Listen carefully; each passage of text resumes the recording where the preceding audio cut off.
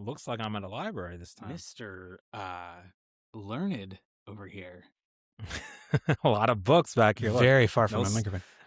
No sports in that catalog here. Yeah, what do we got? You want me to pull a book out? You want me to read you a random page? Why from not? One of these books? Yeah, let's do it. What is this? Like, are these like law? Or it looks locked. Oh my goodness.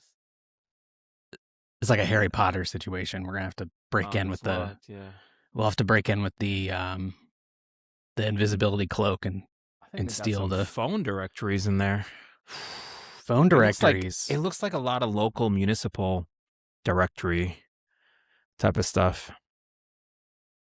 That sounds useful for our purposes. Oh yeah. Would you like to know? It's a cross search of a reverse phone directory for Schenectady County. Is that something? I don't know. Well, this is what it says. I mean, how up to date are those? What year are we talking? Know. Should we? Maybe we could find Pat Riley on that thing. Why would we be able to find Pat Riley? Because Pat Riley is from Schenectady. No, he's from Schenectady. He's from Schenectady. In fact, the Schenectady. I would assume no. I would assume. I was almost going to give you my Buffalo take, where I'm like, oh, they all back. Well, he coaches. I mean, here's the thing. Okay, he definitely doesn't live in Schenectady. I'm confusing Pat Riley and that other guy who coaches at St. John's, right? Rick Pitino. I'm confusing Pat Riley and Rick Pitino because of their haircut. They have the same haircut. Yeah, that's exactly why. Pat Riley did, though. I mean, he's from Schenectady, and actually, the gymnasium at the high school there is named after him. Oh, yeah. He's like, I'm sure he donated money for that to happen. So that's pretty cool. It's really cool. Yeah. I'm sure he's in Miami though. No, he moved back to Schenectady. He moved back for the winters. He does the winters in New York. He just misses that. Yeah. He's just down there for the season. Then he's, commuting back. The season that happens in the winter, mostly. Yeah. But yeah, glad we could do this. Did you watch any of the games over the weekend? Yeah. Well, I've been feeling sick, so I have that seasonal thing.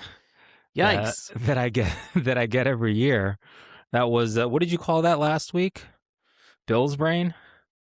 Okay. Was that the thing? You know what? I was starting to feel bad for you. I thought you were actually like having some symptoms and going to have like a Jordan flu game type of.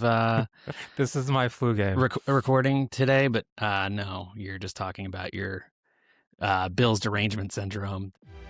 Red Sox fans have longed to hear it. The Boston Red Sox are world champions. Wycheck. Dyson's going to go all the way. With 3-2 for the winner. Playoffs? Don't talk about playoffs. You kidding me? That's caught by Des Bryant.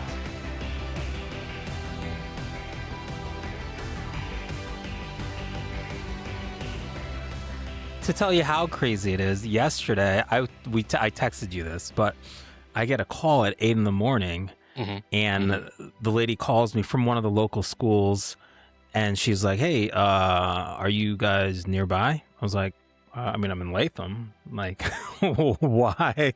Why do you ask? Also, why are you calling me so early in the morning? She's like, "Oh, we have you. We're supposed to go and visit kids at this local school." And she's like, "Well, we have you scheduled for 8:15." And I was like, "Oh my God, I am so sorry." And I just like apologized profusely and was like, "This really doesn't happen." Also, I think my calendar is deleting stuff that I put in there. Yeah, probably. I'm pretty sure that I put this in there. The AI is sabotaging you so that it can take your job. Yeah, it's like we want to. That's clearly what's no happening. music for the kids today. Right. There will only be AI music.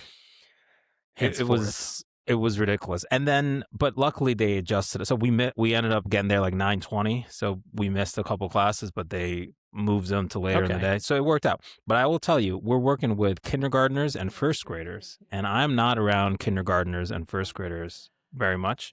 You have little kids, so you understand. They're so little. I forget how little they are. Oh, they're tiny. Really little. Yeah. And we played some music for them, and this one girl, she started barking. She's like, "Woof, woof." Okay. Woof. And it was the cutest thing. I was like, I want to take you home. This is very cute. The teacher could not even get upset at her because she wasn't trying to be disruptive. Yeah. She genuinely became a puppy. She was like, embodied. In that moment, she was a puppy. I was like, she was like, oof, oof. It was the cutest thing. No, my daughter, I've ever seen. She turns into a cat. Just, No, we played music for her, and we're like, how do you guys feel? And they were like, calm, and she was like, she turned into a puppy. Yeah. Yeah. See, with our daughter, if you like tell her something she doesn't like in the moment, and she is a cat in that moment, we just get a hiss back.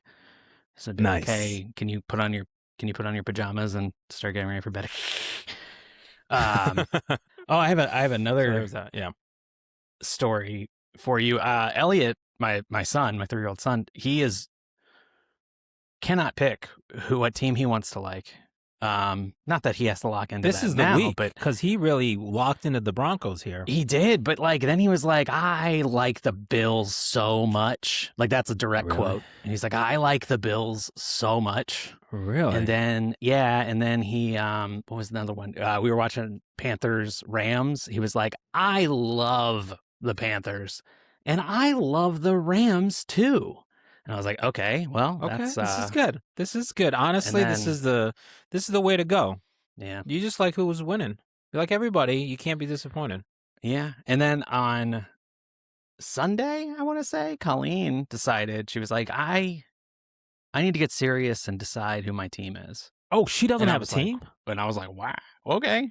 All right. Colleen. I didn't spur this on at all. She said this. She doesn't want to be a Cowboys fan? She's seen that road. So they're in the running. They're in the running. They're in the running because she went to the stadium. What right? I would like her to do is, I think, and maybe we'll make content out of it because everything has to be content in 2026. That's the rules. Yeah. And I was thinking she could do the thing that like college players do when they commit to a school. They have the hats out.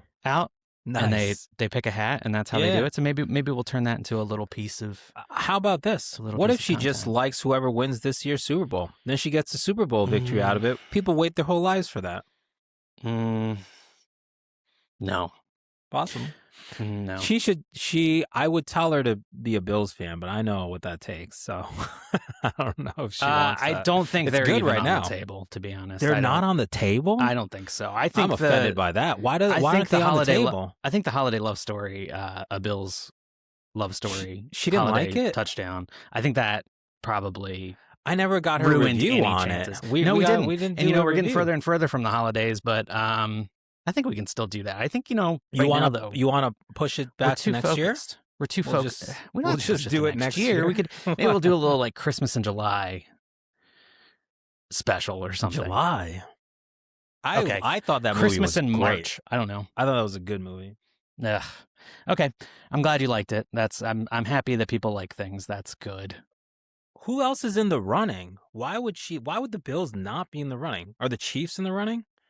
No. Oh, thank God. Why wouldn't the Bills be in the running? You would wonder that. Yeah, I wonder. Yeah. We gotta. Yeah. I mean, there was a moment. There was a real scary moment. Why there. not us? Well, there was a real scary moment there Sunday night where she said the words, I think it's going to have to be the Commanders.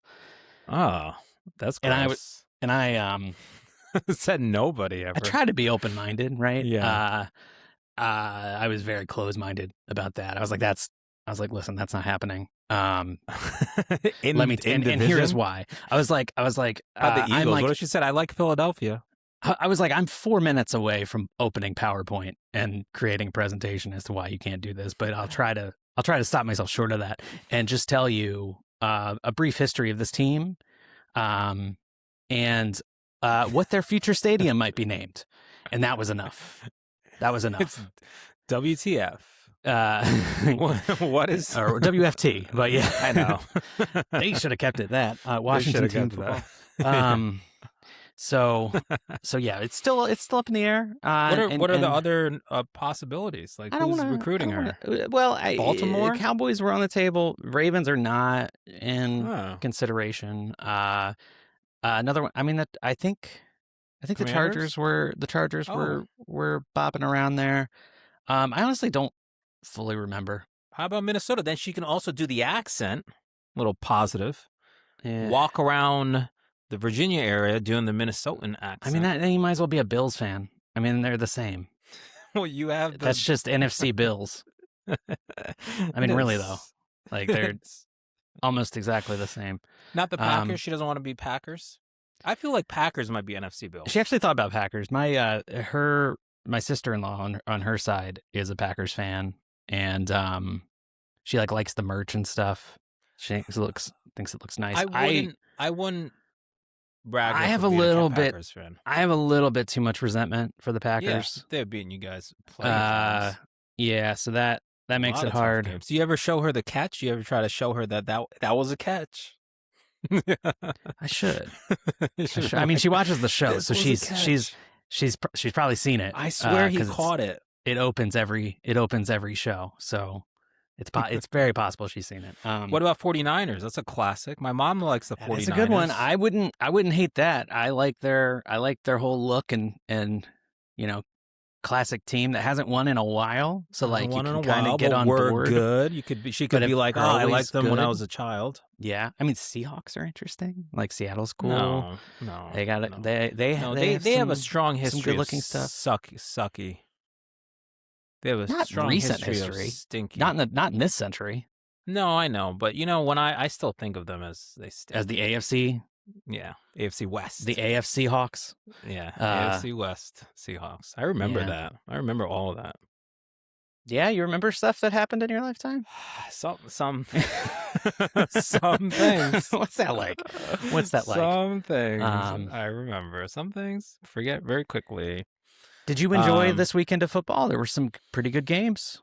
Can I tell you about games? Another conundrum that I have? This is the dilemma that I have. Oh, so you're going to talk about something that's not what I asked you? Yeah, I'm going to. Well, because it has to do with me enjoying the games this weekend. So I'm supposed to go to a wedding. How are we already? Well, you're just plowing along. I was supposed to go to I told you like Saturday evening I went to a wedding thing.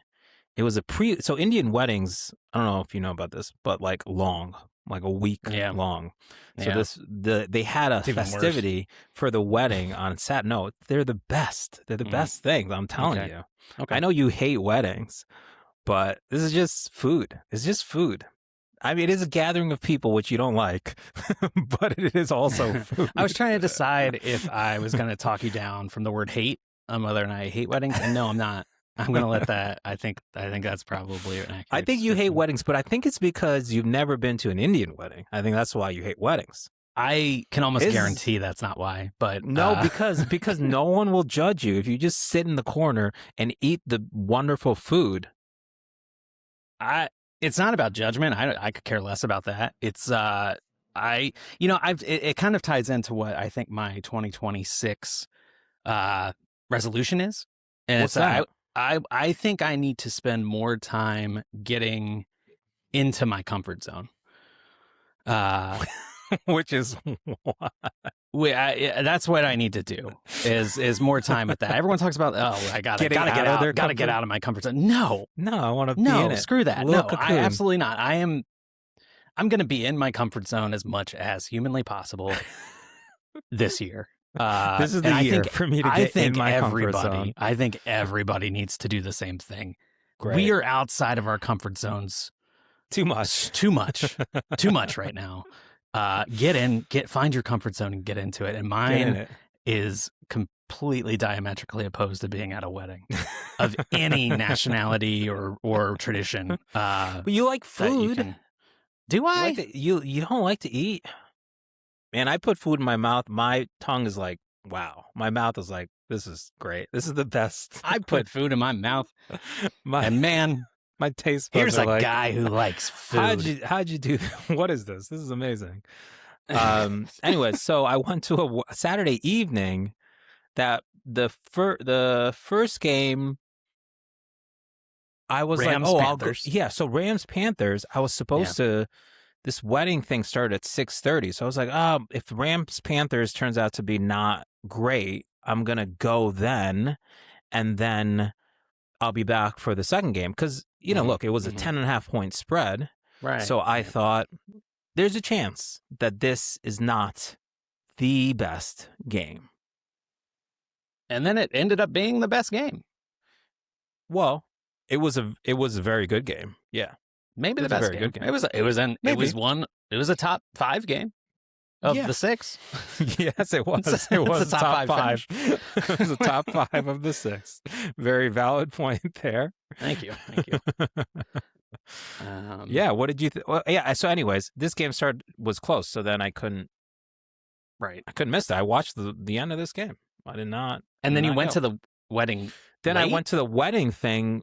Like, well, it was going on from like 6:30 to like 11. So I went after this game finished and missed a little bit of the beginning of the Packers and Bears game. No event should be longer than an NFL football game. This brings me to my... That's my cutoff there. This brings me to my predicament for this week. Okay. I'm supposed to go to a wedding in Orlando. The wedding's on Saturday. What? Yeah, the wedding's on Saturday. Is there an Orlando, New York? Please tell me there's an Orlando, New York. Orlando, Florida. Oh my God! It's the same couple. It's their wedding. What? Yeah, it's their wedding because this was a party, because they're from Albany, so it was a party here, and the wedding destination is in Orlando. So I'm thinking of flying. Is this Disney related? I've never been to Disney World. Is the wedding Disney related? No, not that I know of. Why is it in Orlando? I think, yes, they have good memories in Orlando. I did ask the bride this question, why is it in Orlando? And for some reason, I can't see your face. But I know you're there because you're talking. You can't see my face? No, I can see my face. What a tragedy. That's weird. What's it look like? What do you see instead? It's just me. It looks like I'm podcasting by myself. Oh, you would like that. Just talking to myself. Yeah. Thank you for producing this show, Derek. You're welcome. I'm behind the scenes here. So I'm thinking I have to decide this because after we get off this podcast, I got to buy a ticket, and I'm either going to go, I guess, Saturday. And my mom is going, so she wants me to go with her. So we're going Saturday, coming back Sunday morning. It's one day. But the Bills play 4:30 on Saturday. The wedding ceremony is from 1 to 4. Then they have the reception. They have like a cocktail hour, 6 to 7, and then 7 o'clock reception for the wedding. Did you just say the that Bills the will be done ceremony by 7:30? Is from 1 to 4? Oh, you have not been to an Indian Is that what wedding. you just said? Yeah. Do they play a full regulation football game? They are. For the ceremony? Is that what happens? Some would argue that a marriage is more significant than a football game. I know your marriage. Well, someone else's marriage that has no impact on my life, really. Maybe my parents' marriage. Like you know, that had an impact on your life. The point at which a marriage has an impact on my life is like there may be like 2 or 3 marriages on this planet that have an impact on my life. When you sign up to be friends with somebody, you got to attend that whole thing. Actually, here's the thing. They want to make sure it's a commitment. Maybe one day you'll attend an Indian wedding. Oh my God, I'm just realizing one day you might get married. Maybe one day you will attend an Indian wedding. It's going to be the week you've always wanted. The week you've been waiting for. Can it at least be in Rockville, Maryland? It will not be during the season, likely. Can it at least be in Rockville, Maryland? Can it at least happen? You're probably coming to upstate New York, not even Orlando, which could be better, probably. Honestly, destination wedding. Did you get an answer? So they just have good memories in Orlando. Who do these first question? Do these people listen to the podcast? No. Second question, why not? Okay, I'm going to send her the link. And third question, maybe not this one, because I might say some things that... How do you know these people? Are they... So I grew up, we know the dad pretty well, and the daughter is a couple years older than me. I've known her since I was a kid. And actually, she's been with her partner for 25 years. They just never got married, and now they're getting married as they sort of celebrate 25 years together.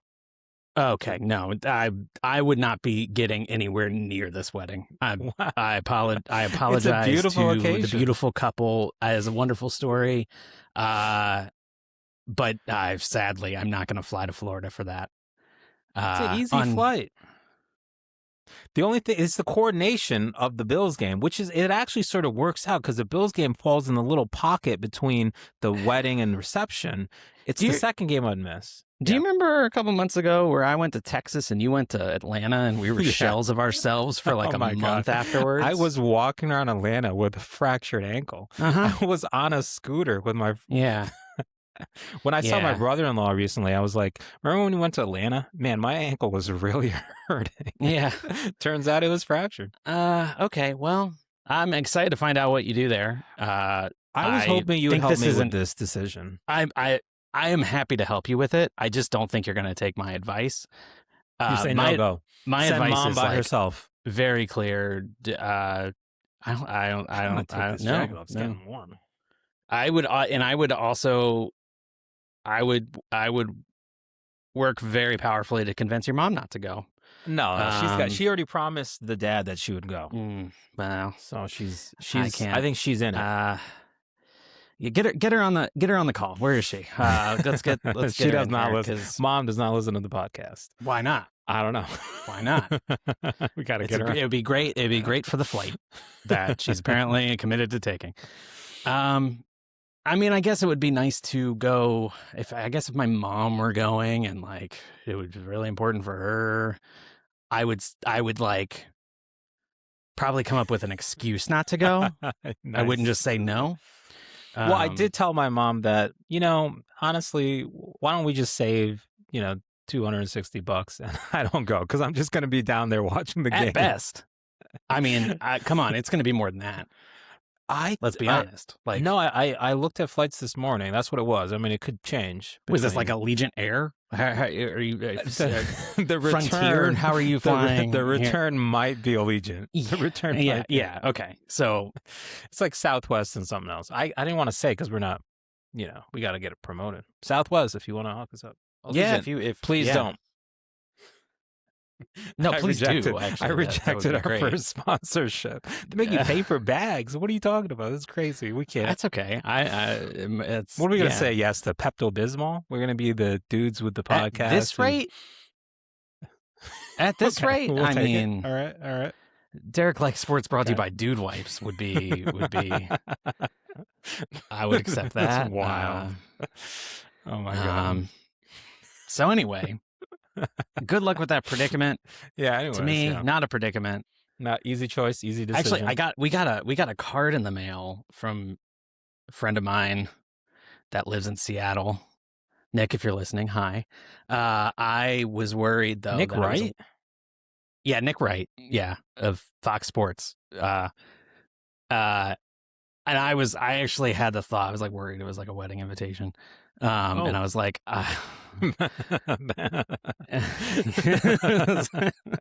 thank God it's not. Which is horrible too. Yeah, I suck. So the football games, the Saturday games, I got to enjoy and watch in my home, and it was great in my comfort zone, just like I aspire to spend more time in this year. My Panthers played a heck of a game. Yeah, they did. It's weird how the Rams like match up so poorly against the Panthers for whatever reason. I mean, I think part of it is their defensive backs on the Rams are like tiny, and the pass catchers for the Panthers are huge. And I think that difference makes it much more difficult for them to guard them. I think also, I mean.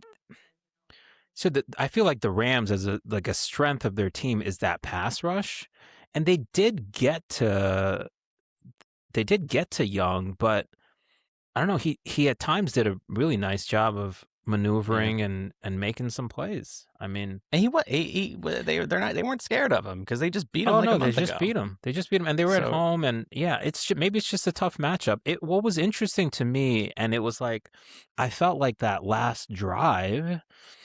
First of all, I think Puka's breaking up of that interception was just pretty darn it huge. Saves the But season. I think so, yeah. Pretty Yeah. darn it Pretty huge. darn huge. I was like, what? Ugh. He made it great. He Well, makes and it. then- He and makes now great football plays. all the His time. drop in the first half is kind of what turned the tide of that game, because the Rams are kind of driving to go up by a couple of scores going into half, and instead they were only up 3 at halftime. Yeah. And the Panthers made good adjustments and got back into it. And then I felt like that last drive at the end of the game, they were trying to do too much. Like, you just get some completions and start moving it down, Yeah. And they just took too long. They didn't get enough plays in there. They were trying to do too much on each play. And maybe that's part of the progression of getting better here. But they picked up his 5th-year option, I believe. Yeah, and I think Canales is just really good and one of the Honestly, good coaches in the league right now. The first game of actually, I saw them against the Bills. That wasn't a good representation of them. But I mean, I felt like they did well. I mean, Yeah, it's like weird for anybody who was like embarrassed that they're in the playoffs, I think they lived up to a team worthy of being in the playoffs. It's bizarre because they were extremely close to making it to the divisional round of the playoffs. But do you realize that the Panthers have? Let me find. They've had 8 straight losing seasons. The Panthers. Actually, I was looking at this today. Yeah, the Panthers have 8 straight. They're on an 8 season straight nice. of a losing season. It's the But they second made the longest playoffs. active. That's great. They made the playoffs. Yeah, and the one that shocked me was the Falcons. Yeah, they 8 might straight be losing seasons. They might make the playoffs next year and have 9. Yeah, they could make it at 8 and 9, and then the Jets 10 straight losing seasons. That one was not surprising. That's going to be a lock next year. But yeah, that's going for 11. 8 straight losing seasons. And I was looking this up because I was looking up Sean McVay's playoff games. I did lots of stuff, and Sean McVay's first playoff game, was the last time the Falcons won a playoff game. It wasn't their last playoff game. I'm gonna change this, but Which it was one last that? time. That was the Rams and Falcons. Rams-Falcons wildcard game. It was the year after 28-3. After the Falcons blew the 28-3 lead. Is that Matt Ryan? Yeah. In there? So it was the year of Gonzalez? Super Bowl. He wasn't there anymore. I don't think. Okay. But Julio Jones was there, and Yeah. Devontae Freeman and that whole crew. And Dan Quinn was the coach. It was the first year without Shanahan. Nice. They went on to the divisional round, lost to the Eagles, who, with Nick Foles, won Super Bowl 52, or 52. Yeah. And that was the last time that the Falcons were in the playoffs. It was the last time they had a winning season. Since then, a lot of they went 7-9, 7-9, I think 4-12, and then they've had I think it was 2 or 3 straight 7-10s, and now 2 straight 8 and 9s.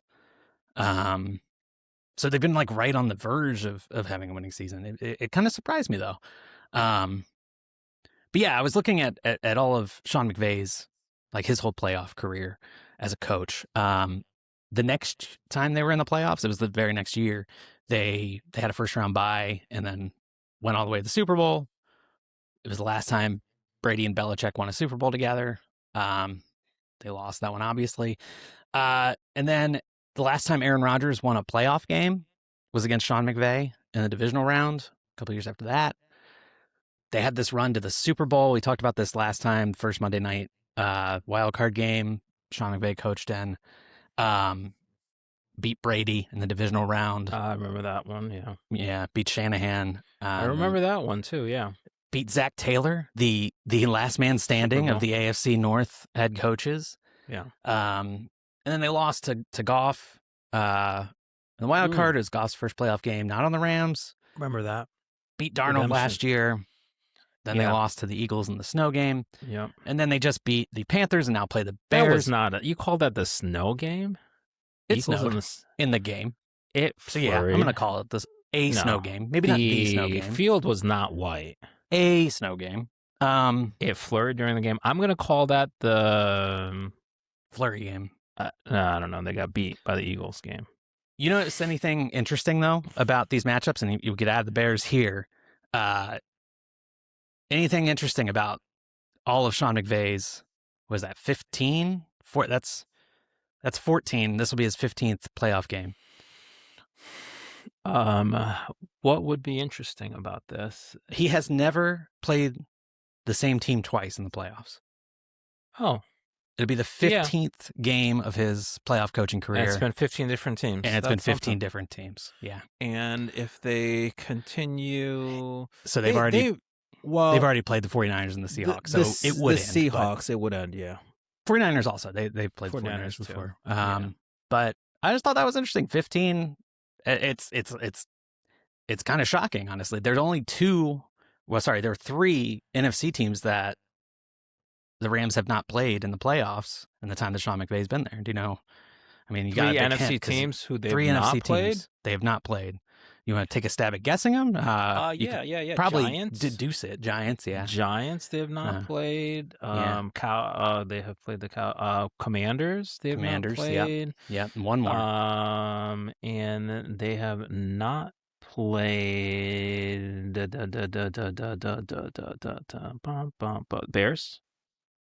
They play the Bears next.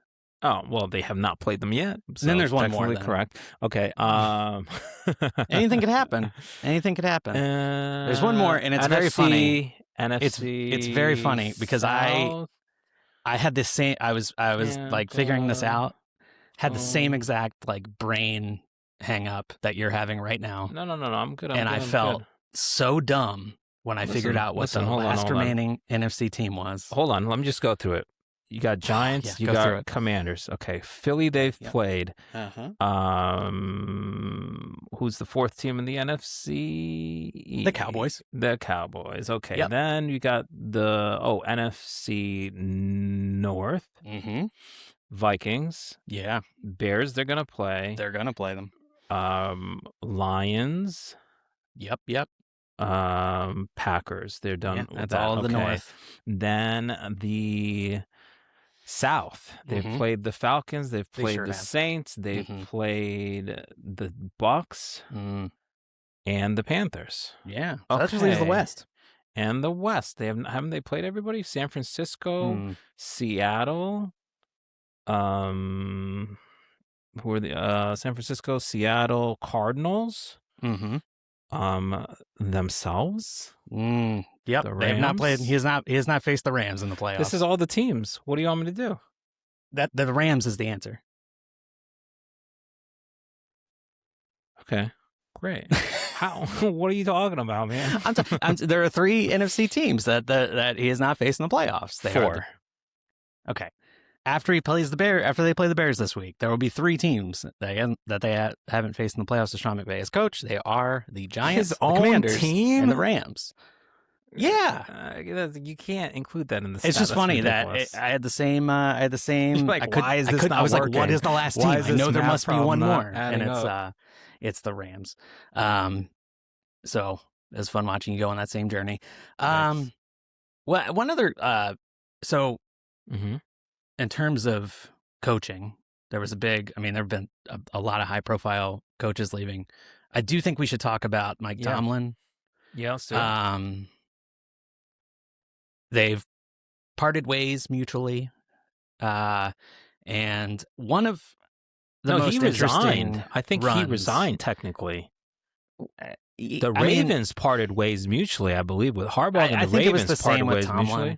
And the thing with Tomlin is if he comes back and coaches, he's still under contract with the Steelers, so they would have to trade him, essentially, unless they released him from the deal. So it's not... Yeah. I mean, he's still under... there's still a year left on his contract because he hasn't been fired. He resigned. He's stepping away from the team. Yeah. So...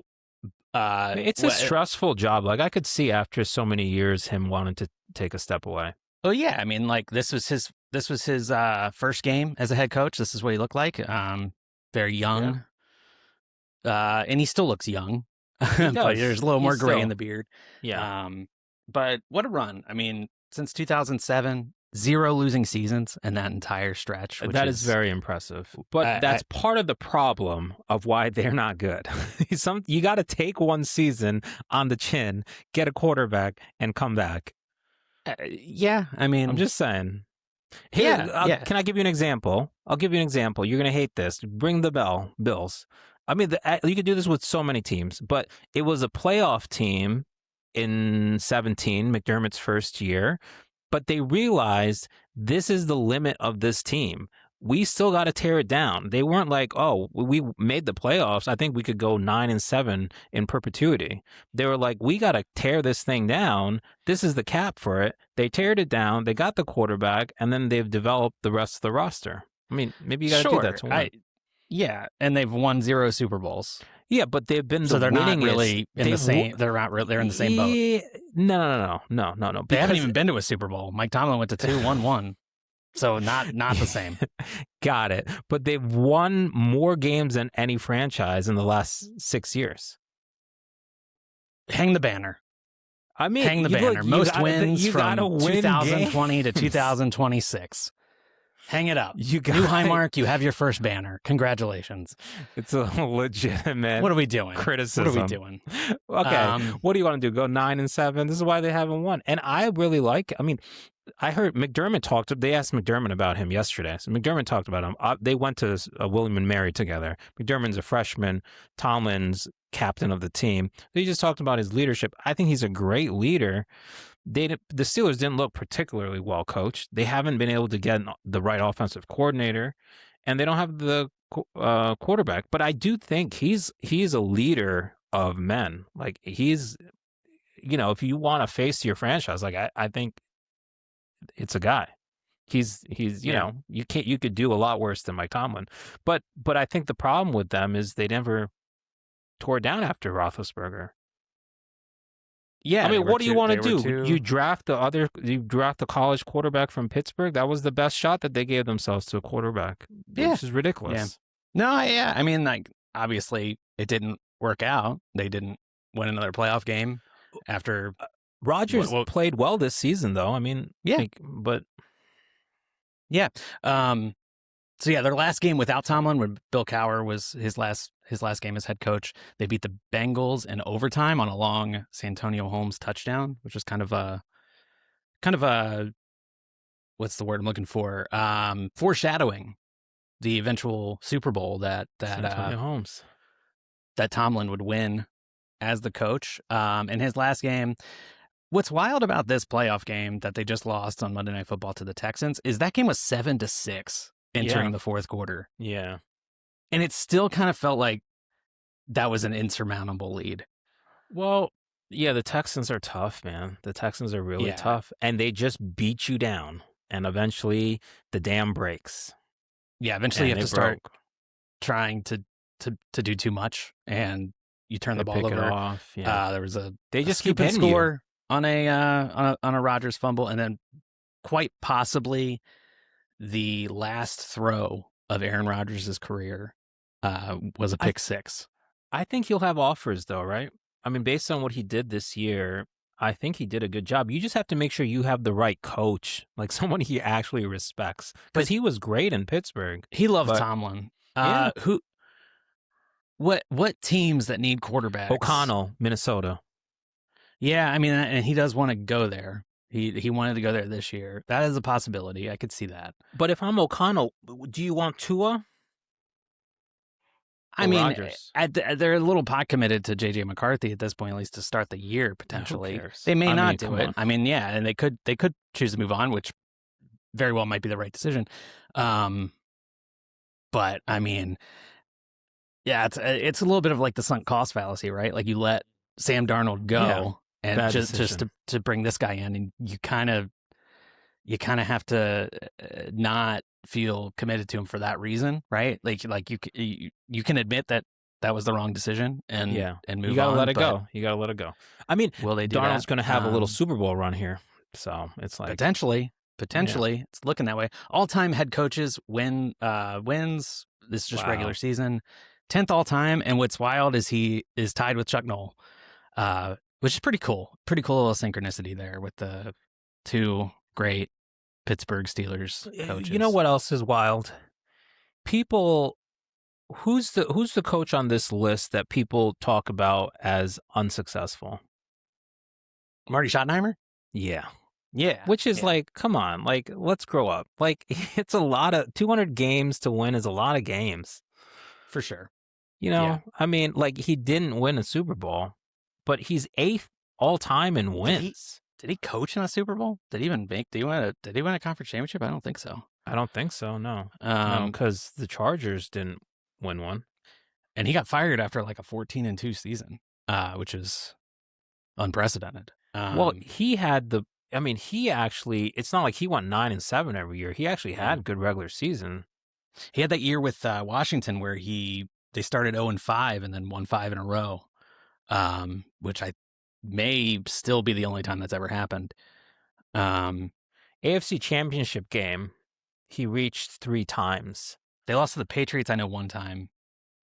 1986 AFC Championship with the Cleveland Browns. They lost to the Denver Broncos. That was the Elway drive.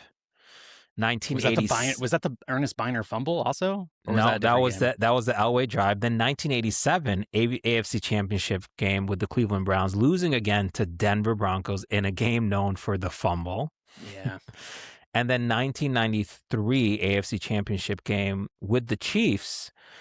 They were beaten by the Bills, and I think that was the Joe Montana game. I just remember a sack, and when I was a kid, there was a sack. It was like Bruce Smith, Cornelius Bennett, and like Darryl Talley, like hitting Joe Montana simultaneously. I think they knocked him out of the game. I mean, that's kind of what the Rodgers game felt like on Monday night. Yeah. I was pulling for him. I was actually pulling for him. Yeah, and now his son is the coach of the Cowboys. It seemed like it's almost like a personality thing where like he kind of wore on people a little bit, and that kind of I don't know. I felt like he was a nice guy. He had less of a. He didn't seem like runway. He didn't seem like a bark. He didn't seem like a Sean Payton type of personality. Like he feels just like a happy-go-lucky sort of. Yeah, I don't know, regular. But I think people just felt like that's the limit. I don't know. Yeah, which is unfortunate because to take the Browns. First of all, you took the Browns to an AFC Championship game twice. That's something. I don't know. Yeah. And then they haven't been back since. He coached at a longevity because he was in the Chargers for so long. So that the game didn't pass you by so much is good. Which is like how I feel a little bit about the Tomlin and Harbaugh this year. Is like they had their way of doing things and they didn't adjust. I mean, I also want to talk about Aaron Rodgers. Like the game like sort of has advanced beyond a little bit. I want to talk a little bit about. I want to talk a little bit about Aaron Rodgers. Also, his first start again. George W. Bush was president. He had played in I think 4 games before this, but this was his 3rd season and his first start.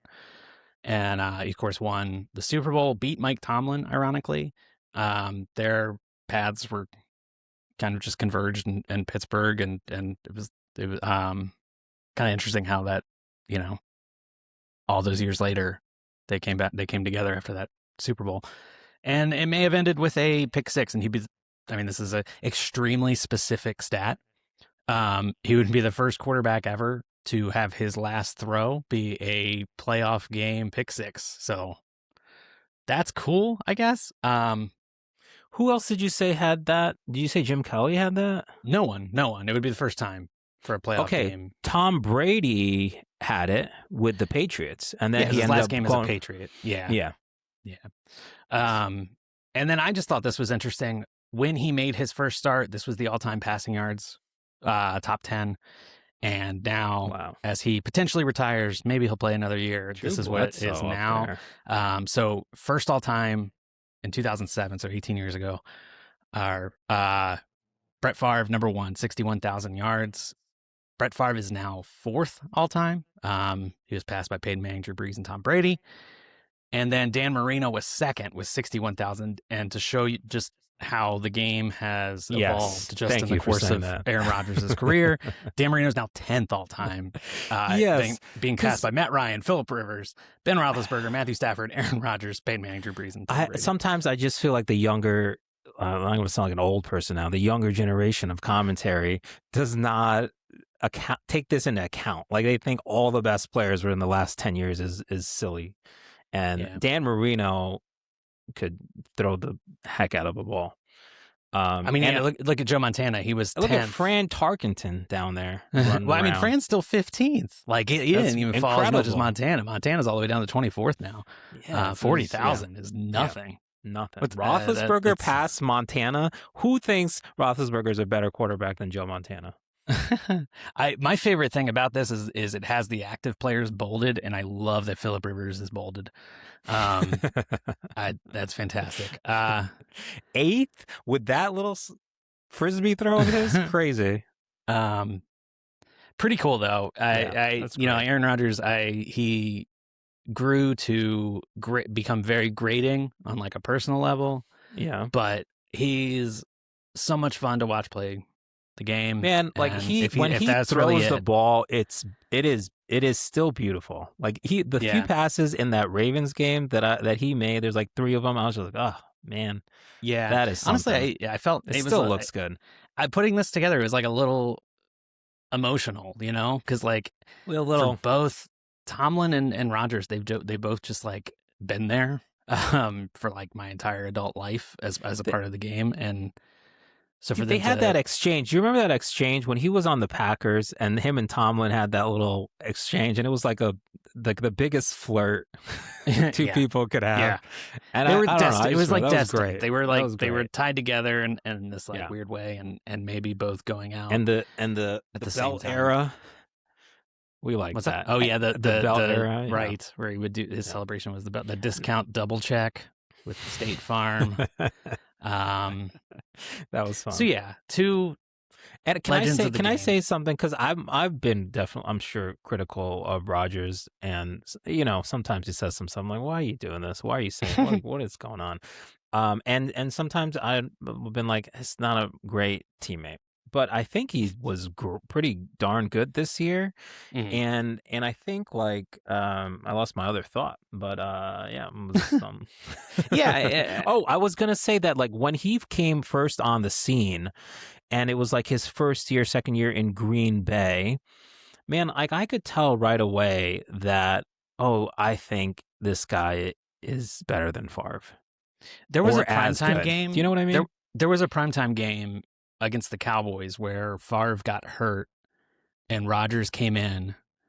It was probably his first or second year, and he just like popped off the screen, and I was just like, you could just see it. It looks different. Yeah, like it looks different. They got another one. Shit, he's been watching Brett Favre, who was, I think, until that, like Brett Favre was also a great thrower of the ball. I mean, like the velocity that he threw with. But then Rodgers was doing it with this motion that was just so pretty, effortless. And then he would move out, scramble to the right, and just little flick, and boom, pinpoint. Like, and he was doing it without the turnovers. Like Favre was like a little bit of a cowboy, frontier guy. You know what I mean? And Rodgers gave you all the upside without the interceptions. Now, I do think sometimes he threw the ball away later in his career. He was throwing the ball away sometimes where he should have been take some shots. Yeah. But I think if you go back and look at Favre, he probably was responsible for as many losses for his team as he was wins, because he would and the way Favre went out was and Favre played well in the Jets championship game. Yeah, just to be fair to him, I mean, he did play well. There was some years I was like, pretty good, but then it's really hard because of all those kids in Mississippi. Oh, of course, yeah. I'm like, what are you doing? We have to separate ourselves from that. I can't. That one's talk tough, about his playing man. career. That was tough. Yeah. So, yeah. My favorite Aaron Rodgers moment, and he was a jerk to Favre. He was a jerk to Rodgers. Favre was. Yeah. Like he was not helping him. Yeah, I would say my favorite Rodgers moment was I want to say wild card playoff game. It may have been divisional round. I think it may have been divisional round against the Cardinals. Cardinals. I was just going to say with Kurt Warner, and they lost the shootout. No, different one. They had 2 great games against the Cardinals. The one I'm talking about was against Carson Palmer, and they won that. Rodgers at the very end of the game, he threw two Hail Marys on the same drive because they were backed up to the goal line, and he had to throw one just to get into position to throw the second one, and it was unbelievable. Like best Hail Mary quarterback of all time. Oh yeah, easily. And then they ended up losing that game because the first play of overtime, Larry Fitzgerald just had Yeah. like a beast mode screenplay where he like Fits in the playoffs. broke a tackle with like all, something else. of all 11 Packers, and then they ended up. So Rodgers had 2 like classic losses to the Cardinals in the playoffs. But yeah, Aaron Rodgers, if that is it, goodbye. Yeah, I think you're right. I think the only team, one of the teams that I could end up on would be Minnesota. And that's where he wanted to be this year too, honestly. So yeah, maybe it'll happen. I don't know. Is there somebody else that you want to see him with? You gotta really pair the coach well with him. Like, it really has to be somebody that he likes and respects. Otherwise, you're just not. I mean, depending on who they hire, maybe Arizona, but like, why does he want to do that though? I don't know why. They got weapons. Exactly. They got weapons, Yeah. but now you're in the AFC West. It would have to be tough. someone he loves a head coach, and I don't. What about know who that Atlanta? would be. How about Atlanta? Depending on who they get as head coach. I don't think Atlanta would do that. Now, a scenario I could see is if someone hired like Arthur Smith as their head coach because he loves Arthur Smith. I think that would be a huge mistake for whatever team that is. But like, say Arizona hires Arthur Smith, and they're moving on from Kyler. They don't want to draft a quarterback, and they don't want Jacoby Brissett. Rodgers might get a phone call in August saying, "Hey, Minnesota would be a play." perfect sort of landing spot. I mean, and it would follow his weird like Brett Favre cosplay. Well, I think he would be okay with McCarthy. Like, I don't think he would be a jerk to the young quarterback. I mean, I think he'd be okay. He'll know that he's only there for a year. Like, he's not there forever. True. That's true. I think at this point, he's not going to be like I'm here for a year. That's true. Let's learn what you can. I hope he doesn't drag it out. Is all I hope. But he can still play. I thought he played well. He wants, can't move. It's hard. It's hard to move. But before we started talking about him, we were supposed to say our vax status. That's like a requirement for him. I did not get it this year, but I've gotten it. Yeah, in the past. So I'm immunized, if that helps. I'm gonna have to cut all this. Because I think I'm immunized, but I've been doing some homeopathic. The one thing Aaron Rodgers the virus doesn't like my blood. Well, you got that Bill's derangement syndrome for sure. But the one thing Rodgers throw Rogan. The one thing he was most immunized toward was taking blame for any. Oh boy, I thought you were going to go personal. I thought you were going to go into his personal life. No, no, his wife is totally real. Speaking of Aaron Rodgers, his former I didn't realize team, he was married. Yeah, allegedly. Who knows? Who knows? Man. You went from eulogizing him to ripping him. He went from being fun to not being fun. So I think that is a perfect way to end. Talking about Aaron Rodgers. We like you, and then the Packers got lost. It was a banner weekend for haters. Because the Packers lost. Look at that. Eagles lost. Look, did we call that though? I mean, like, we did pick the Packers, but look at what we said. We like the Packers are gonna get back. The Packers have 3 quarters until the Bears start to storm back into 4th. Yeah, they had them right. I joked when it was like 21-3 or whatever. I was like, "Oh, Bears have them right where they want them." I think a lot of people were joking about that, and I didn't believe for a second it was going to happen. How do you not get any more points in that second half? Like, there's got to be some like if we're an offensive coach, there's got to be some adjustment. Yeah, I mean, there were several times. LaFleur. It was such a frustrating game watching it. Like I kind of felt like I wanted the Bears to win, and they kept getting so close to the goal line and then not scoring, and it was just like, this is going to be a game of just missed opportunities. Like they've outplayed the Packers probably for most of this game. What was that? They made that. It was a 4th down and short. They just made a horrible decision. They threw the ball. It was like 4th and 2 from their own 30. Oh my God! But then, like, it was just like all the bounces were going the Packers' way. I thought it was like at the 15 or 12 yard line. No, they just all the bounces were going the Packers' way. Like Christian Watson fumbled going into the end zone, and the ball just kind of like if it rolls out of bounds, it's a touchback and Bears ball, but the ball just kind of like stopped, and the Packers were able to recover. and then they yeah, then they stopped why him for did- 3 plays after that, and then couldn't stop him on 4th down, on 4th and goal. Josh Jacobs fumbled a kick return in the 4th quarter when the Bears were still losing, and it was the like fumble in the end zone was interesting because like you're not supposed to be able to advance the ball. right, which that's why it wasn't a touchdown for the Packers. It wasn't a touchdown, right? No, yeah, Okay. it wasn't. It was marked where at the spot of the fumble. Okay. Yeah. That was part of the segment where I was still at the wedding. Oh, okay. Yeah. I saw a clip of that, and I'm like, wait a minute, that wasn't marked as a Yeah, it's touchdown. because I think Okay. it's on 4th down you can't advance the ball. You can't advance the ball on a fumble. Like, I think you can. well, you can pick it up and run it, but if the ball rolls out of bounds, like I don't think you get. Well, if it rolled out of bounds in the end zone, it's a touchback and the Bears' ball. Yeah. But there is like I can't remember the rules off the top of my head, and I'm not a lawyer, so I'm not capable of understanding the entire NFL rule book. It's just the way it is. So yeah, now the Bears get to go to no, they don't get to go anywhere. They're still at home playing the Rams, like we talked about, because the Rams beat the Panthers. And then there was this game. I don't know if you hear about these teams, the Bills and the Jags. You don't want to go to this last because we're gonna get stuck up on this one. We don't need to get stuck up on it. We're gonna. I don't. Everyone knows your thoughts on it. No one. I don't know how much we need. Actually, I have some thoughts on it because. Okay, you go. Yeah. I didn't watch any of this game. What? You wanna know where I was during? What were you doing? What could be basically more the important entirety to of this game. I was at a play place in a mall. Oh no, that place again? That's where the kids get sick, isn't it? Yeah. That's where I was. I was. Can't you watch it on your phone? Well, I Like thought I could. Other parents? I thought I could, but it was a CBS game, and I learned that day that I can't watch CBS on my phone unless I'm in my home, which No. Here, can I give you a little hint here? seems kind of. Do you have the NFL Yes. app on your phone?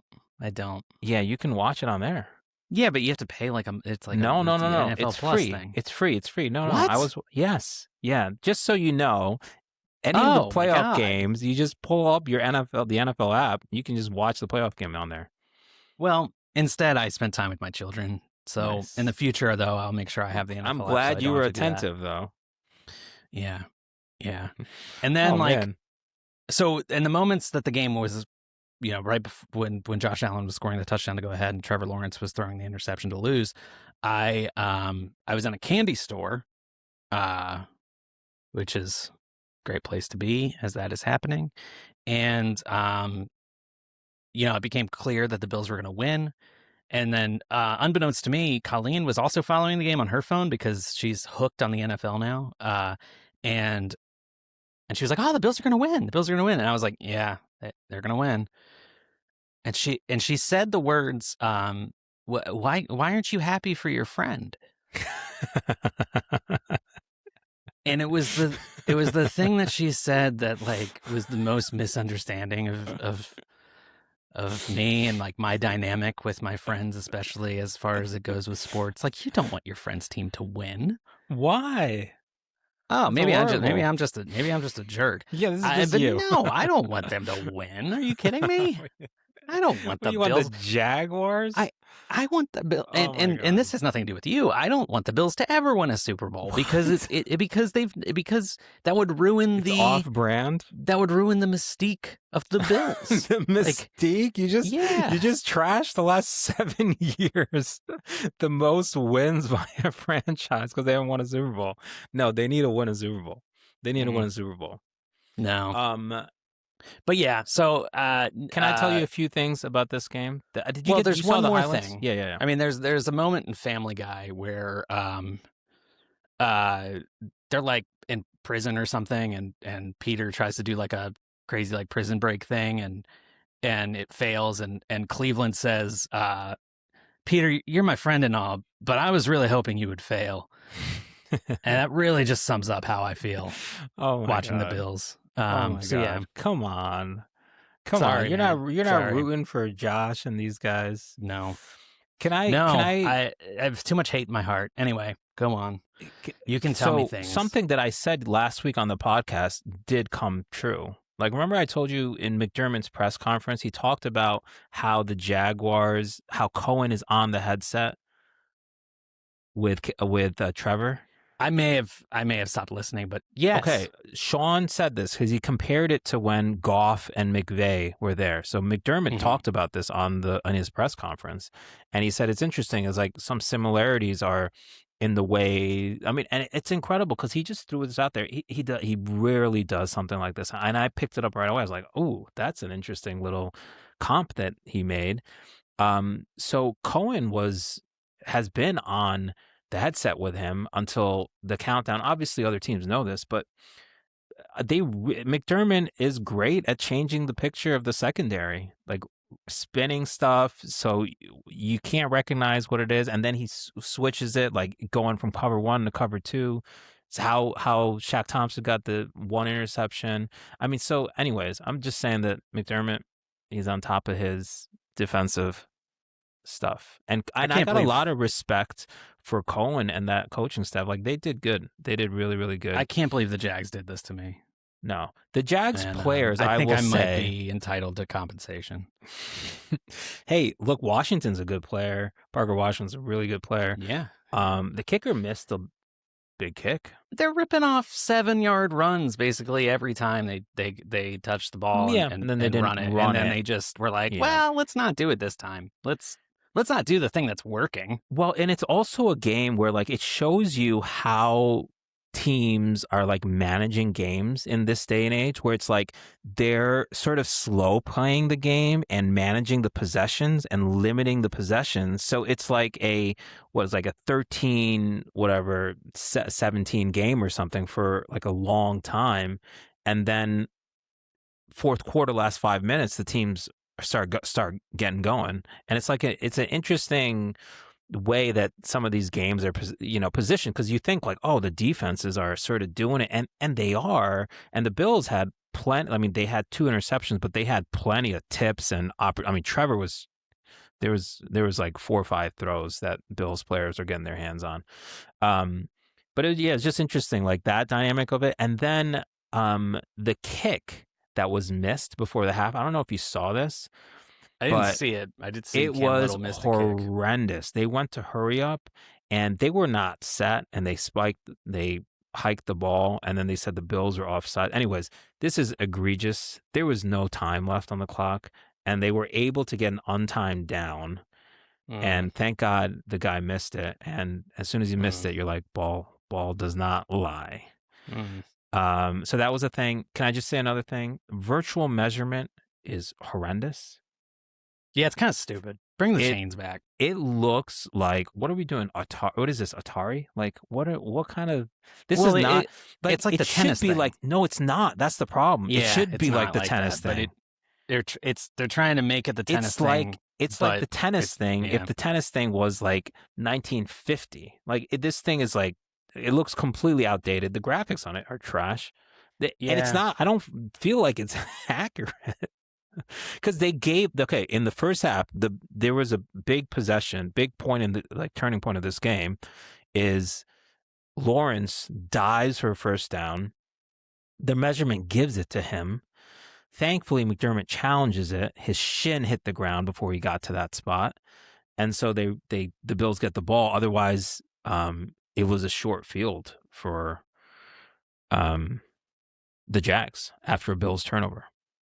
Yeah, the thing about it is that it's not actually so the like eagle eye or whatever for tennis. It's like they have all the cameras, and the cameras pick up the ball, and it does like all the math and like figures out the exact telemetry and like point at which the ball hit the ground. Yeah, and none of that's show the ball come in. They show the ball come in. They like yeah. You get, and this isn't any of that. This is nothing. They're still just using their dumb human eyes to like spot the ball, and then they put the ball down, and then rather than having some people from the sideline run over with having the chain gang run over and measure it with the chains, that was more precise, like a virtual measurement. Like when they said this was happening, it kind of led a lot of people to believe that there was like some technology that was going to Yes. make sure that the calls were more accurate. We're like, oh, are And they going to that's put not something at in all the what's ball? happening. Yeah, it's not happening. It's Well, like there they're are chips just, in the ball. That's the thing.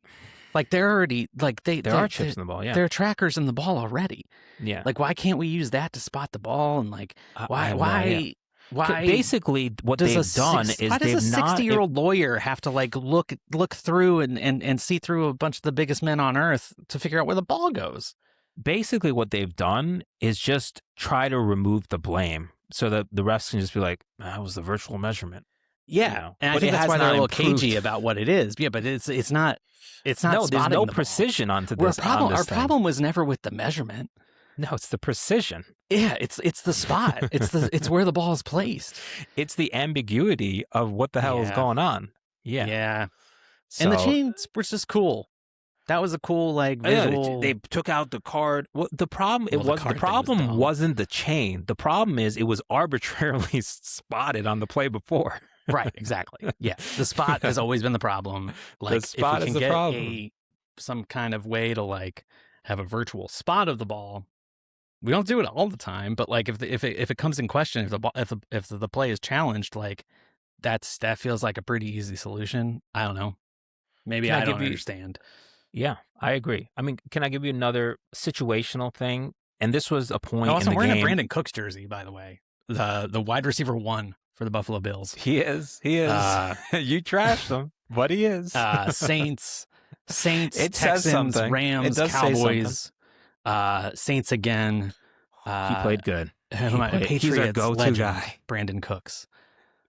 He was great. He was good. I love and Brandon Cooks. I think Brandon There Cooks was is one awesome. ball they said he didn't catch. I mean, I was like, come on. Can I just man. clarify? I think Brandon Cooks is awesome. You just think he's been a great player his whole career. unacceptable it's an that it's indictment. 2020. It's an indictment of the Yes. front office that he is their wide receiver 1. I totally agree. It is. It's just, It's what are you doing? Completely. It is 100%.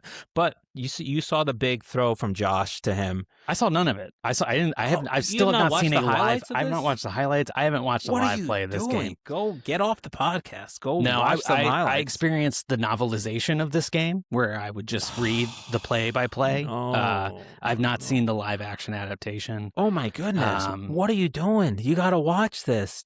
Josh was Actually great. Actually don't have to watch it. He makes a 36-yard throw to Cooks on the final drive. I read of about that game. Yeah, I read where that. Yeah. When he throws the ball, he's getting smashed. When he throws the ball, Cooks is like, I mean, it's just an amazing anticipation of where he thinks Cooks is going to be. I mean, it was great. So there's like 3 throws in the game that were great. I think I got that from reading it. Can I tell you another Josh thing? Allen completes pass to 34-yard line to Brandon Cooks. Yeah, I got all the information I need. Did you get the tush push? Did you see the tush push where they tush push it for 11 yards? Did you see that? No, I again didn't see anything. 4th and 1 from the 11. I saw Josh Allen rushes Josh for Allen up 11 the middle. yards. Yeah. Okay, they tush push on 4th and 1, and Josh is pushing. They get the first down. Saibo, Osiris Torrance, grabs Josh, picks him up, and is running with Josh, and they make it down to the half-yard line. It was ridiculous. If the offense can I do was that, screaming. I love if the Why offense not? can pick up the ball carrier Let and the run them in, linemen get involved. then let the defense do the same thing. They can do it. No, they can't because forward it would, progress. forward progress. Where's backward progress? Can I tell you, these fools from the Jags, I like the coaches. I think they did good. But the players were a little dirty here. Josh went to the blue tent 2 times, one for the head, where Josh Hines Allen falls like behind first on his head. It was a trash move. Sketchy as heck. Second, when Josh runs for that touchdown, earlier in the game, what quarter was that? 3rd quarter? Runs for a touchdown. They're twisting his knee. And the third thing was his hand hitting the helmet, hitting somebody's hand, twisting his knee after he scored the touchdown. After he scored, the ref is like this. They're twisting his knee in the pile. He's writhing in pain. He has to go back into the blue tent. He was tough. I was so proud of him. He played so efficient, getting the ball out, and he was so tough, man. He was so tough. Can I just tell you one more thing? This Tyrell Shavers tore his ACL in the second quarter of that game. Oh, really? He tore his ACL in the second quarter of that game. He came back and played. Oh, he did the Phillip Rivers. In the third, except for he's a wide receiver. Yeah. On the Cooks play, Cooks is running the deep post, and Shavers is the one that runs the out that both the defensive backs come to. And on the tush push, he is helping push Josh. I mean, did he finish the game? He finished the game. I'm telling you, it's remarkable. And he's like blocking, like it's physical. Like you can watch him play. It's really crazy. Strong quads. And he's a tough dude. Like McDermott. Is he going to play this week? No, man, he's done for the season. Why? He played 2 quarters with it. It can't be that bad. Oh my goodness. He has the ACL has been torn. Okay, last thing. Wait, can I say something? Yeah. I think it's funny how we always specify that it's the blue tent. Like it kind of insinuates the existence of other colored tents. That's fair. Yeah, it should be a red tent, shouldn't it? Medical emergency. I wonder if that would like break the Geneva Convention or something. Oh, because there's like the whole thing where you can't use the Red Cross. Maybe the red tent is also kind of falls under that umbrella. Cross? Yeah. Okay. Yeah. Okay. Maybe I have no idea what I'm talking about, but so there were a handful of moments. So first of all, I'm basically standing throughout this whole game. And there are some moments where I am screaming, yes, yes, yes. One is the little touchdown that he throws to Kincaid. The other is the tush push, the Cooks play, the tush push, in down to the 1. And then there's a moment where I'm screaming, no, and like literally pleading, like, please don't do this. And it is with a minute left in the game. The Bills have the ball. It's 1st and 10 after the tush push. They have it at the half-yard line going in. And there's a minute left. The Jaguars have 0 timeouts. The Bills have all 3 timeouts. And I desperately wanted the Bills to just sort of hike the ball, scrum forward, and fall short of the end zone and take 40 seconds off of the clock. Sure. Because the Jaguars weren't trying on the play. Yeah, I think that was the first time you texted me. Yeah. You texted me, should have kneeled. I think that was the first time I'd heard from you. Well, I didn't really want to kneel, but basically, yeah. Because I didn't want to lose the yardage on the kneel, but I just thought a little scrum forward, just keep it at the same spot. That's what I thought. Because otherwise, so in that scenario, I think 2nd, 3rd, you have 3 downs then to gain half a yard on a tush push that just gained 11 yards. You know what I mean? Yeah. And then you would give the Jaguars the ball back with 15 seconds left. I think that's a better probability to win than kicking off to the Jaguars with a minute left in the game with a kicker who can hit 65-yard field goals. You know what I mean? Yeah, I mean, I agree. And we're the team that lost on the 13 seconds. You know what I mean? Right. Like, was that interception tipped? Trey White tipped it, and Bishop caught it. Trey White playing incredible. He had a number of plays, and he looked like old Trey. All right. You feel good? You good? Yeah, did you get it all out? I got it out. Did you get it all out? All right. Yeah, I forgot to say something about the Bears and Packers game. And it was like more a commentary. It's like, what are we doing? Have we come this far as sports fans? They were grading actual cheese, like in the stands. And Caleb after the game, they're grading. They're taking like it's probably like Parmesan, probably not even Wisconsin cheddar, and they're grading it with an actual grater. Like they have the grading helmets on, but then they're breaking out actual graters and cheese. Look like Pecorino, maybe. What are they doing? It was great. It was awesome. I love it. I don't like it. It's fantastic. It's the best. So these first 3 games, the Panthers, Rams, the Bears, Packers, and the Jags, Bills, the team winning at the 2-minute warning ended up losing the game. And then it seemed like that might happen again with the 49ers and the Eagles. But thank God it didn't. And the Eagles season came to a merciful end. We should have known better. That offense is ridiculous. They couldn't muster more than 19 points against the most depleted 49ers defense I've ever seen. They just don't.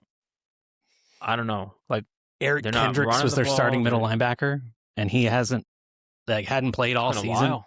Yeah. All right. I don't even know if he played last season. Yeah. I mean, we're going super long, so we don't have to dwell on this game. I do want to talk about the upcoming games, but can I say it is nice to be moving on from this Eagles team and not having to watch them play again. It's tough to watch them play. It was really gross, but they have so much talent, but it's just the coordination offensively not great. Defensively, not bad, but Purdy played pretty well, right? Would you say so? Yeah, I mean, good enough to win against a good defense, and it's just that the Eagles play so conservatively, and like they kept saying like Jalen Hurts has never turned the ball over at home in a playoff game, and like that's why he's so bad, is because he doesn't do anything that would be any kind of like risk. Like you see, like Caleb Williams had some bad turnovers, right? But that play he made on 4th down where he's rolling to his left and then threw an absolute dime, like, and Jalen Hurts wouldn't even attempt that. No, and he shouldn't attempt that. He also shouldn't attempt very few that. People can he's do that. not. He's not Caleb in that way. And I would say I agree. Like he struggles to throw across the middle consistently. Yeah, but they should also just be running the ball more. Like they should have a more creative offense where it's scheming people open rather than like the only plays they tried for AJ Brown were like these just 9 routes that you just threw the deep ball to him. Yeah, and that's then fine. And they should just also run the and then... Okay, when I saw that, I immediately thought of Reed and Kelsey, and it's just like it's a little. I mean, and I understand why we perceive these two things as different, because Reed and Kelsey, like that will happen before a halftime, and then like the people on like Fox or whatever will be like, oh yeah, don't you love those two guys competitors going at it? And then Sirianni chases down AJ Brown, and everybody's having a fit about it. But like, I sort of understand, like, he's a fiery dude. Now I understand why. Yeah, but AJ Brown's also reading books on the sideline. Like, they're fit. They're a match. You know what I mean? Like, there's something. I didn't really have a problem with that. I understand why people perceive it as differently, but I'm like, it is different, but also it's not that. I don't have a huge issue with it. I have more of an issue of their egregious offensive game plan. Well, later in the game, AJ Brown had a massive drop on 3rd down, and I think Sirianni was yelling at him for he not diving. For a couple of those balls. I don't know. I've never seen a team that had like worse vibes after winning a Super Bowl. They're the vibes of Philadelphia. They're literally the vibes of Philadelphia. Well, it was crazy because like they were winning most of this game, and there were so many times where they got booed off the field. Like they playing at home weren't doing anything. The offensive game plan is really egregious. I'm glad we don't have to watch any more of that. Yeah. I'm also glad we don't have to watch any more of this. The Chargers horrible. Offense was. I mean, both these teams, the Eagles and the Chargers, fired their offensive coordinators after these games. Yeah. I mean, I'm upset at Harbaugh for even like letting it get this far. Like, what are you doing? You take control of that offense. Like you know how to do this. Like, come on. Yeah. They should have been able to run the ball. I want to say Greg Roman's the only offensive coordinator he's had in the NFL. Really? And so I think that's true. That can't be true. That's who he had the entire time in San Francisco. And then Roman went to Baltimore. I don't know where he went between there, but yeah, I'm pretty sure they've always been together. It was like not okay. That was also egregious offensively. I would expect a Harbaugh team to run the ball and be physical. And the Patriots, I will say, looked really good defensively. Like, what's his name? Milton Williams. Him coming back, like they looked really pretty tough. Yeah. And May made the plays, man. Your MVP. I don't know. You know my stance on the MVP. We're not doing it this year. Oh, I 100% agree with that. Not doing it this year. But yeah, he's the only. I just looked it up. He's the only offensive coordinator that Jim Harbaugh's had. After Harbaugh left San Francisco, Roman went to Buffalo, ironically, for 2 years. That was not good times. And no, he's not. No. Nobody likes that offense. No. It was okay for a year, and even still, it was tough to watch. It really wasn't. It really wasn't good. Well, Cap at any point. Pistol. Oh yeah. Okay. Yeah. And it had and of course, like 2019 with the Ravens. Yeah. Like a Lamar. Year. Yeah. But it's just like Justin Herbert is not Lamar. Like, let him be Herbert. No. Yeah. And he got smoked. My goodness. Yeah. That poor dude. He already had a broken hand on his left hand. Yeah. They'll need to invest in offensive line. Like they'll get Alton Slater back, obviously, but the big problem was the guards. Like the guard play for the Chargers was just horrific, and that's why Herbert was getting killed at the end of the game. Which is jailbreaks on the blitz. It is totally a little bit ironic because the first thing Harbaugh fixes is offensive line. Like at Stanford, in San Francisco, at Michigan, like the first thing he does is beef up the offensive line and then become a power running team, and then make life easy for the quarterback. And they did not do that at all. No. But yeah, I think the Chargers overachieved this year. I mean, I can't believe they won 11 games. And well, they had a great year last year. He only threw 3 interceptions all year last year. They were in the playoffs. Yeah, but last year they were healthy. You would have if I told you this year. No, but if I told you this year that the Chiefs weren't going to win the West, who would you have said would win it? Broncos. I mean, I would come on. Definitely Broncos. So I mean, question. it's like, so I think they achieved what I expected them to achieve. I wouldn't say they over. Yeah, I mean, like things were. I think the Broncos overachieved. After that win, the Brazil game when they beat the Chiefs to start the season with the Herbert slide, like it, vibes were high. What vibes were high? Yeah. Injuries, you're right. Injuries, it's tough. I feel bad for Herbert. Like he still hasn't. It's tough. Playoff games is tough to win, to play well. This one, I think he was really overmatched. But the scheme is. It was like Eagles-esque. Yeah. So here are the divisional round matchups. You'll have this wedding at 1 p.m. You'll have to figure out what you're going to do there because you're not going to take my advice. You're not going to take my advice, even though you asked for it. Which is my favorite quality when people do that. So let's forget about the picks we made last week. Okay. And let's pretend we did not make them. Let's pretend we did not make them. And who do you got in the Bills at the Broncos? Would you like both effort scores and actual picks? No, you know what I want. Picks? You don't ask like you don't know. You know what I want. I want you to tell me who you think is going to win the game. It's going to be based tough. Off of your analysis. Expertise. That's what I'm looking for. It's going to be tough on a short week going to Denver with the injuries, but I think the Bills, it's a big offensive line and James Cook bounce back game and the tight ends, and I'm picking the Broncos. No, I'm picking the Bills, of course. I'm picking the Bills. Yeah, I think they can't rely on Josh Allen to superhero them. They're going to win on the road in Denver at altitude. They're going to on a short week when he's already banged up. Yikes, Prater revenge game. Prater revenge game. Now that's the big story. I'm going with the Broncos. Are you? Come on. Why you do this? I am. You're going with who you're rooting for. I'm going with my. Okay. Can I? With my analysis. Do you want to look through the Broncos' wins this year? No. Okay. Well, can I just point out a few things? They beat the Jets by 2. Okay. They beat the Giants in a game where they were trailing by 17, I think, in the fourth quarter. Mm-hmm. They beat them by 3. Mm-hmm. They beat the Raiders by 2.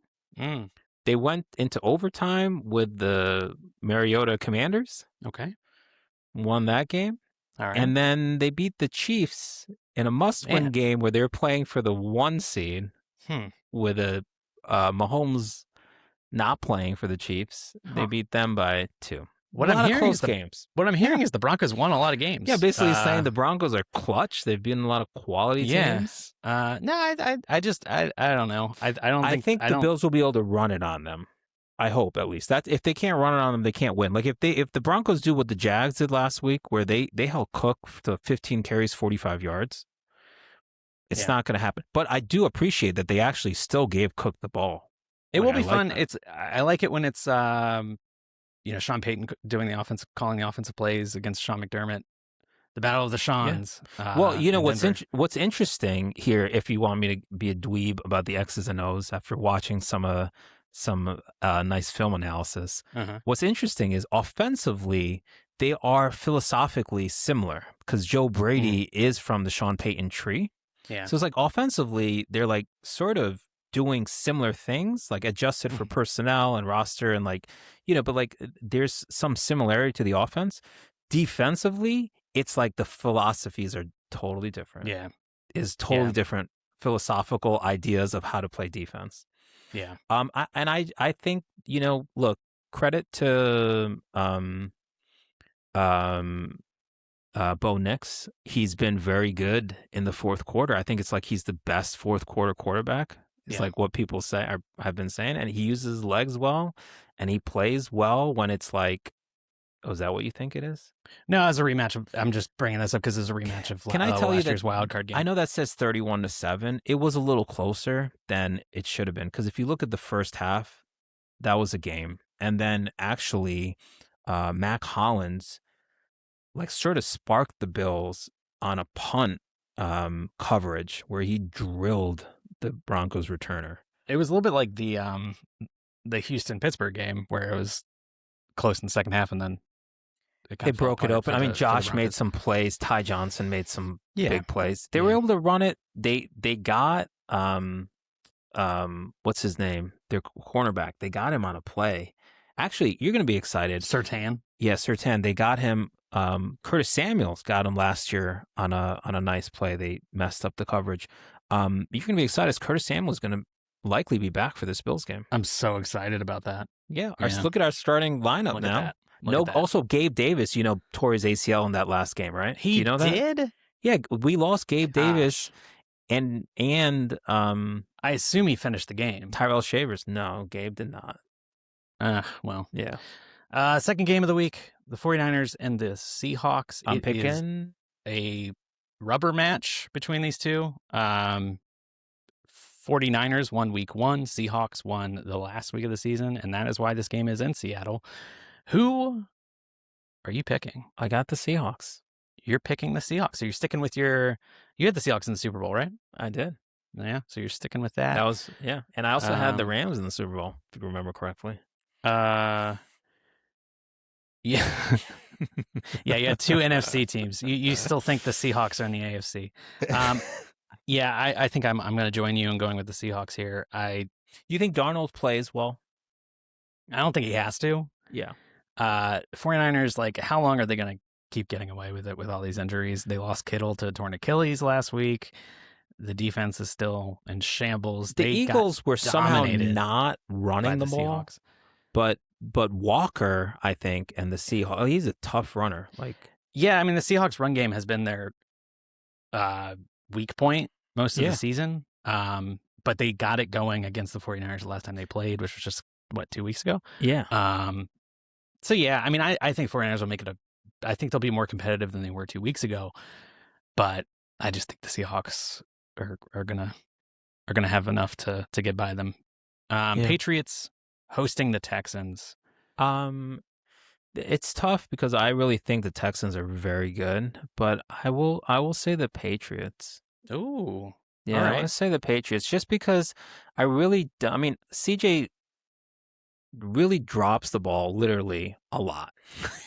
Drops the ball. Yeah, just drops it. Yeah. A lot. Why we can't catch the shotgun? At some point, I'm just that's got to catch up to them. And May is just better. It got to a point in that game against the Steelers where they would have been better off just punting on first down and letting the defense kind of try to generate their points. Yeah, the defense outscored the Steelers.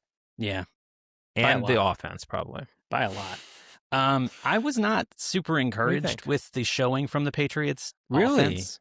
Oh, the defense, though, I was The very defense impressed. was good, but I think that said more about the state of the Chargers than it did the state of the Patriots defense. Yeah. The offense really, I mean, they got by. They had a long play, like kind of broken play to Ramondre Stevenson.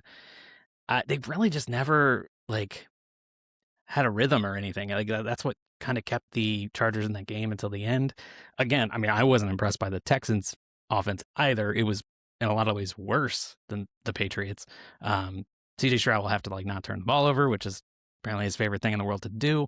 But I still think the Texans are going to win. Really?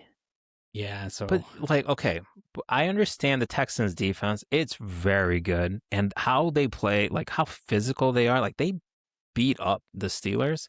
Yeah. But like the Texans don't really run the ball well, and they don't throw the ball well. Mm-mm. They don't do either of those things well. that's a big part of football. Yeah. I mean, they are as a lot of people would say, the two ways to move the ball. Running the ball and throwing the ball. I don't know. I just have a feeling. Yeah. I think the Texans will win. And I will point out, I have not been picking well. So no, you know, I could see the Texans winning. Like I'm not like, oh my God, definitely the Patriots. I just feel like they're so deficient in one area. The offense. Any of these 8 teams could win this week. It is like, I feel better this week about my picks than last week. Really? I do, because I think the Broncos, I think the Jaguars were a tougher matchup for the Bills than the Broncos. I think what's tough about this matchup in particular is just the health of the Bills and the short week. I mean, we have no. So you feel better about your Bills pick? Yeah, I feel better about that. And I feel better about the opportunity to just go back to talking about the Bills. But I also feel better about the Seahawks and Niners. Yeah. Than I did Niners and Eagles. And I feel better. The Texans, Patriots, I would say, yeah, that's a pick 'em. I did dig into this a little bit, and I was just trying to see if like Vrabel's history with the Texans, because he used to coach in the same division. His second to last game, he got blown out by the Texans. Second to last game with the Titans. Was that against D'Amico? Yeah, and it was kind of weird when Vrabel got fired from the Titans, because he had a lot of success there this season. With the Titans, I want to say they started like 5-1 or something like that, and just kind of didn't win another game after that. But it was interesting. His second to last game was against the Titans, and they blew him out, and it kind of have to think that factored into him even ending up in New England now. But yeah, I hope it'll be a good game. I think it's probably going to be a defensive slugfest, kind of like we saw with both of their wins last week. All right, last game of the week, Rams, Bears. Will the Bears keep this magical run going? I'm going to root for the Bears. And okay. I do think I'm going to superfluous information. I'm going to root for the Bears. They're getting my effort score, but I'm picking the Rams. You're picking the Rams. Okay. I'm picking the Rams. Yeah. I could see the Bears winning, pulling it out. Yeah. I mean, why not? I mean, he has enough experience against McVay. Who's he? The Bears coach, Johnson. Ben Johnson. Okay. Ben Johnson. Like he's got plenty of experience with Detroit against the Rams. Like they've faced him a number of times in big games, playoff games even. Yeah, and the Rams' biggest weakness is their secondary, and Ben Johnson's strength is scheming people open. Well, and the Bears' receivers are very good. They got good receivers, and Loveland is fantastic. It kind of felt like in that Packers game, they were just. It's like when you play him. It's like when you play Madden and you just spam the same, like the 4 verts play over and over again, and throw it to the tight end over the middle. They were just doing that. They did it like at one point. They did it like 4 plays in a row. Yeah, I don't think because it was like it's like okay, this is go time. We need a score. I'm going to my guy, and I don't think Caleb was reading the field. He's like, I can spin it, and I'm throwing it to Loveland. Yeah. What are you doing? What do you think? I'm sticking with the Rams. I still think they're going to win the Super Bowl. Well, part of the reason I'm picking Rams also is the Seahawks Rams matchup. I feel like needs to happen again. Yeah. Yeah. Bears Seahawks, I think they've played in a conference championship against each other before. I want to say the year the Bears went to the Super Bowl and lost to the Colts. Was that a Matt Hasselbeck Seahawks team? Yeah. Yeah. I think I got that right. Anyway, one of my favorite visuals from this weekend was Caleb on the sidelines leading the team, and they show him, and you see all the nail polish on his hands. Yeah, no, it's awesome. Look, I think I was like, this is great. This is like great. 2026. Caleb Williams became one of my favorite players in the NFL this past week. Not yet for me, but I am appreciating him more. Oh, look, the throws are fantastic. I'm still figuring out the leadership and I thought the rest of it. Earlier on in the game, it was like, man, I don't know if he's directing this frustration in a productive way. But by the end, I was totally on board. That he's becoming my guy. And some of the throws that he made were bonkers. Unbelievable. Yeah. He threw one to throwing to his left, so good at that. left, and throwing and the velocity that he's getting on. He had one throw to Adunze where I swear the ball wasn't more than 4 feet off the ground for the whole 15 yards of the throw. It was just a laser. You know what's amazing though? It looks special on television, which tells you it's really special. Yeah. And I'm not to bring in the Bills again, but I watch Josh every week, so rarely am I impressed. Josh Allen, best player in the league, a literal Buffalo. I'll have to look him up. I'm not familiar with his game. Pretty good. Not familiar with his game. So good. Well, good luck again. Let me know what you end up doing. If they can get through this, they get an extra day. Let me know what you end up doing with the wedding. I trust you will make the wrong decision. And where can people find you? Honestly, you're in a different place today. Oh, find me at the library. It's a little disorienting. Different library. Yeah, Is it a different library? It's a different library. You went to a different library altogether. You think I could miss the podcast? I got to talk about. That's commitment right there. Got to get my Bill's derangement syndrome and all. Got to get it out of me. Yeah. How about you? I'd just be talking to myself right now. Otherwise, I believe that. It's 100%. It's totally true. That. Not publishing it anywhere, but I'm getting deep into the Broncos tape. Yeah, there's a big weight difference in the matchup between the defensive line of the Broncos and the Bills' offensive line. Do you compile your findings and send them in an email to I should send Sean it to McDermott at Bills.com? I know you 100% know this. Yeah. Well, he may not. You don't know. You could be giving him new information. He is. Maybe he listens. He is. Yeah, he should come on the pod, man. The only thing I would tell him from last week is, let's put something in the offense where it's when we have a first down and the other team doesn't have any timeouts, or even if they do, and we got to kill a little time, let's put in a fake little mush, tush push where we're not scoring a touchdown. And I think he would come back and say that's not what the 9/11 hijackers would have done. And so that's not he actually gave a nicely detailed answer on that. He talked about the considerations for it. And then I think he was for the 9/11 hijackers motivational speech that he gave. Is that what he gave? You're not going to let this guy live it down. I'm surprised anyone is. He's really grown from that moment. He's he has. Actually, I think he's really become a very good coach. And people say oh my God, if they lost, would he have got fired? No, absolutely not. He's a very good coach, and he does something that's elite, which is hard. That's the problem. Why I think you have to let go of the Harbaugh and Tomlin is what is the thing that they're doing that's elite? They both won Super Bowls. Okay, so that was you could say time that. Ago. You could say that. When was the last time McDermott or the Bills won a Super Bowl? It's been a long time. The next time is the best time. Infinity is. What's your next stretches what's back the best forever. championship? The next one. Yeah. All right. Well, the best time to win a championship was 20 years ago. The next best time is this year. I believe that what Confucius the said Bills that. had not won a road playoff game. That was part of the story in this game. Since I think the last one was it was some ridiculous game. People keep saying it was the Steelers Against Marty in Schottenheimer. 96, but it wasn't. It was somebody else. Who was it? Wow. All right. Well, I hope you enjoyed that. Be sure to subscribe to the show. Yeah, and comment. And actually, someone commented very nicely on our disagreement from last time because they said the Cardinals moved off of Josh Rosen pretty quickly. And I would say, okay, how'd that work out for them? Drafting Kyler Murray was the right decision, though. It was. How did it work out? How did it go? I mean, look. They didn't know. Next time, do research. Does a quarterback like to play video games? I think that was a point in my favor, to be totally honest. I think it was in my favor. Imagine if they stuck with Josh Rosen. Right, He's no longer playing football. Do the Cardinals, since doing that, have more, less, or the same number of playoff wins as this podcast does?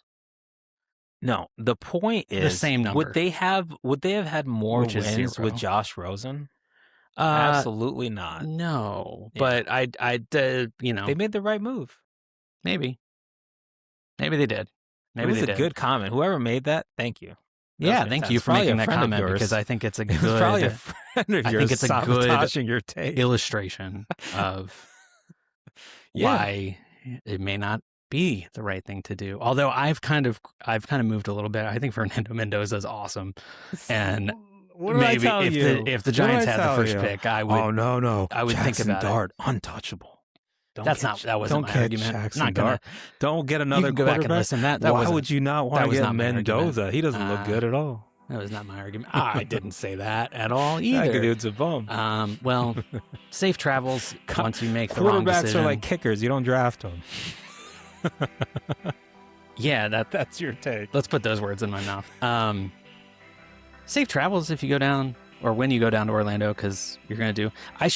My advice should have been for you to go, and then maybe I would have stayed. You would have stayed, but yeah, it's too late now. All right. Well, thank you. Thank you for finding another library, and we will see you next time.